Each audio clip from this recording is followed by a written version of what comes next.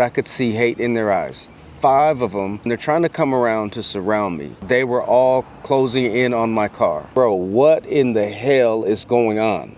Have I ever told you about the time I was almost jumped and possibly killed in Texas by a group of skinheads? I want to share this story with you because I saw Vidor, Texas in the news recently, and I said, I remember that place very well.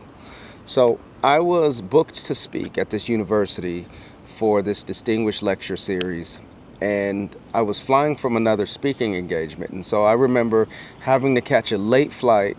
I landed in Houston, and it was maybe midnight or something. It took me a while to get my rental car, and I was driving from the airport to the hotel near the university, but my phone battery was low, and I was using my phone for directions. And I knew that I needed directions in order to make it to my hotel. And so my battery's low, and I'm saying to myself, man, I need to pull over and get my charger out of my bag, which is in the trunk of the car. So I see a gas station coming up, and I pull over into the gas station. I drove past the first pump, forward to the second pump, and to my right is it's the mini market. I get out of the car, I open my trunk, and I'm looking through my bag for my charger. I see in the corner of my eye, I feel someone watching me.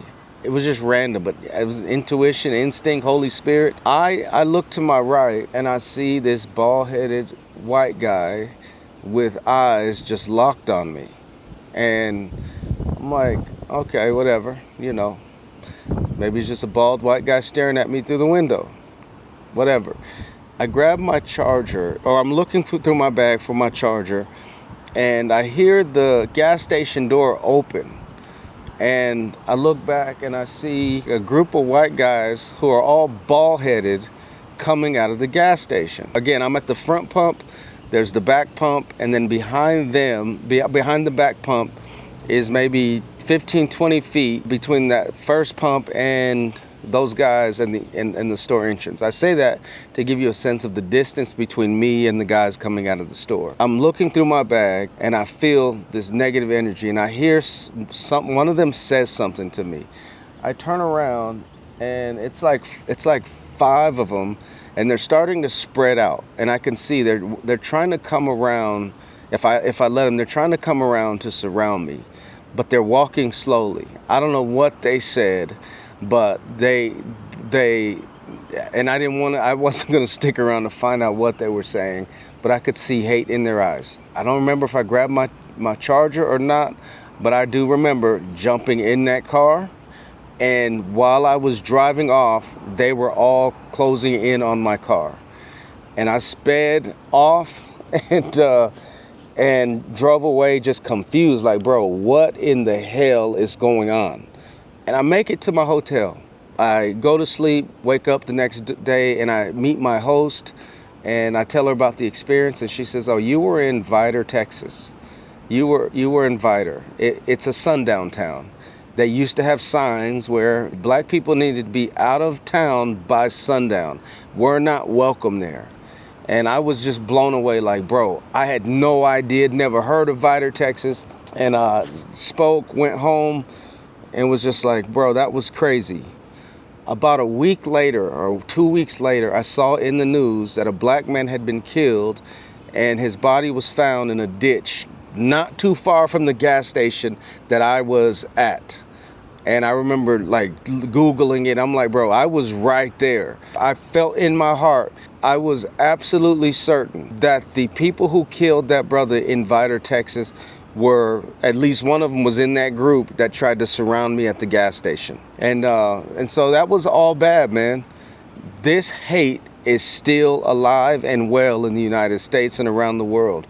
This white supremacy, this ignorance, this anti-black hatred is alive and well in the United States. And this story reminded me of it, and it reminded me of the need for community, the need for like-minded people of goodwill to come together and to prepare ourselves to protect ourselves from this kind of hatred.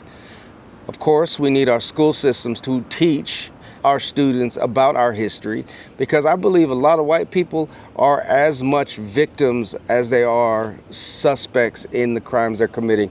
They haven't been taught about white supremacy, white history. They haven't been taught about what white people have done in history to enslave, to dehumanize, to kill, to lynch black people, to rob black people of our rights and our privileges and our opportunities to pursue happiness. And so because white people haven't been taught these things, even many white teachers haven't been taught these things. And so they're allowed to go through this world with this tacit ethnocentricity and racism and white supremacy. And they're allowed to teach kids and work in schools without having learned the truth of the good, the bad, the ugly of our history. We learn history so that we don't repeat the mistakes of our past.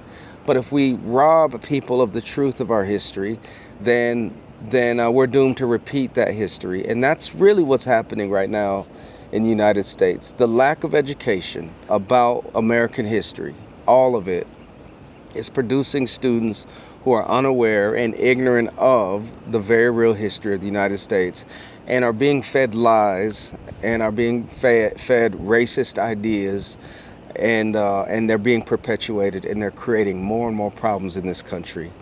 And so my experience in Vidor, Texas, and a lot of the things we're seeing in the news right now related to racism and white supremacy, and the stuff we're not seeing, grows out of ignorance, and in many ways the failure of our education system, and in many ways through the policies of this current administration that is banning any teaching of history that makes white people uncomfortable. I'm not participating in it, and I'm speaking the truth, and I'm speaking truth to power, because you shall know the truth, and the truth shall set you free. There are many white people who know this history and who teach this history and who are living this history, and I can't thank you enough for raising your voice about these issues. It means so much to me and so many like me who are tired of it, who are tired of having to deal with it, tired of having to address it, and we're exhausted, quite frankly, by being surrounded by all of these white microaggressions. Okay, so anyway, that was my experience in Vidor, Texas. I don't think I'll ever go back to Vidor, Texas. There's some places I'll never go back to because of the kind of hatred I felt there, the kind of evil I felt there. And so I pray God raises up some people who are willing to confront the racism that is there, the evil that is there, and that these people come to know the error of their ways and come to know Jesus Christ as their Lord, and can be freed from the hatred and the evil that has them bound. But I'm not. Unless the clouds are rolled back and I hear God himself tell me you need to go to Vidor, Texas, and I don't know why God has a Texas accent. You need to go to Vidor, Texas and free them people. I'm not doing it. I'm not doing it, man. I'm too old, and I've given the best of my life to education, and I see so many things going backwards, and it's discouraging and frustrating. So shout out to those who are still fighting the good fight in the school system, because God knows we need more truth, more love, more kindness, more justice in this world today.